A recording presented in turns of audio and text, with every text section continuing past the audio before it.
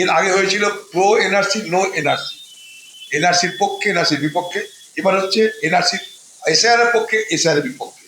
আর নিয়ম সেরকম, কেন্দ্র রাজ্য, বাঙালি অবাঙালি, মুখ্যমন্ত্রী মতো বাঙালি কেউ নাই পৃথিবীতে। এসব হবে, নাটক গল্প হবে, আসল কথা সব আমরা ভুলে যাব। মানুষের কারো চাকরি নাই, রুটি নাই, রুজি নাই, শিল্প নাই, স্বাস্থ্য নাই। এই যে আরজি কর নিয়ে কি করে আলোচনা হচ্ছে? আরজি করে খুন হলো, ধর্ষণে, আরজি করে লিফটে পিষ্টে মারা যাচ্ছে।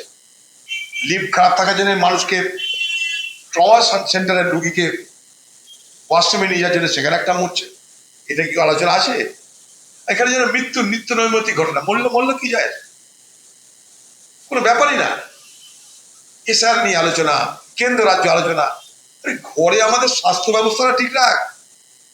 প্রতিশ্রুতি দিয়েছে ঘরে ঘরে চিকিৎসার ব্যবস্থা করছে, দুয়ারে চিকিৎসা, আর হাসপাতালের চিকিৎসা।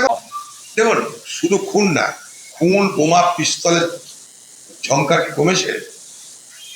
কেন্দ্রীয় বাহিনী তো জাদু জানে না, সব রাতারাতি এখানে ঠিক করে দিবে।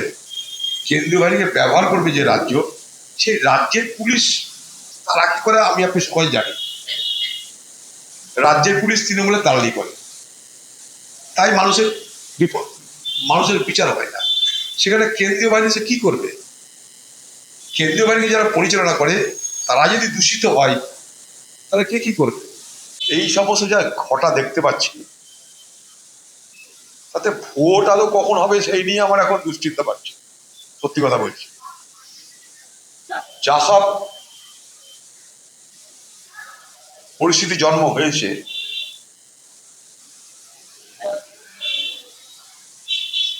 বৈধ ভোটার যদি ভোট দিতে না পারে, নির্বাচন কমিশনের গাফিলতিতে কেন্দ্র, নির্বাচন কমিশন, রাজ্যের এই সংঘাতে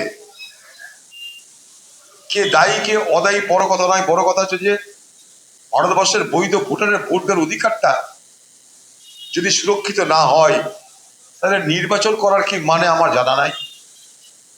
সেই নির্বাচন অংশগ্রহণ করার কি মানে তাও জানা নাই।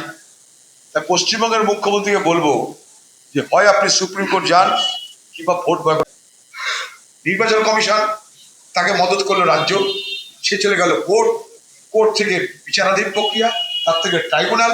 আচ্ছা, ট্রাইব্যুনালে যে যাবো আমি, সে ট্রাইব্যুনাল যেখানে যাবো সেখানকারই ঘর নাই। আমি যে বিচার চাইতে যাবো যার কাছে, সেই ট্রাইব্যুনাল যিনি পরিচালনা করবেন তারই ঠিক মতো ঘর নাই, বাড়ি নাই। কে কার বিচার করবে? অতএব মানে এই ভোট আমার মনে হয় পোস্টপন করে দেওয়া উচিত এখন, যতক্ষণ পর্যন্ত না প্রত্যেকটা বৈধ ভোটের নাম নথিবদ্ধ হবে, ততক্ষণ ভোট না হওয়াটাই বাঞ্ছনীয় বলে আমি মনে করি। কারণ ফ্রি অ্যান্ড ফেয়ার ইলেকশন তখনই হয় যখন free and fair electoral role তৈরি হয়। অবাধ নির্বাচন তখনই সম্ভব আইনত যখন অবাধ নির্বাচনের ভোটার তালিকা তৈরি হয়। ভোটার তালিকা আংশিক, ভোটার তালিকা পরিপূর্ণ নয়, সেখানে নির্বাচন কি করে হবে? কেন হওয়া উচিত নয় বলে আমি মনে করি। পিছিয়ে দেওয়া হোক নির্বাচন, কারণ মানুষের ভোট দেওয়ার অধিকার যদি না থাকে তাহলে সে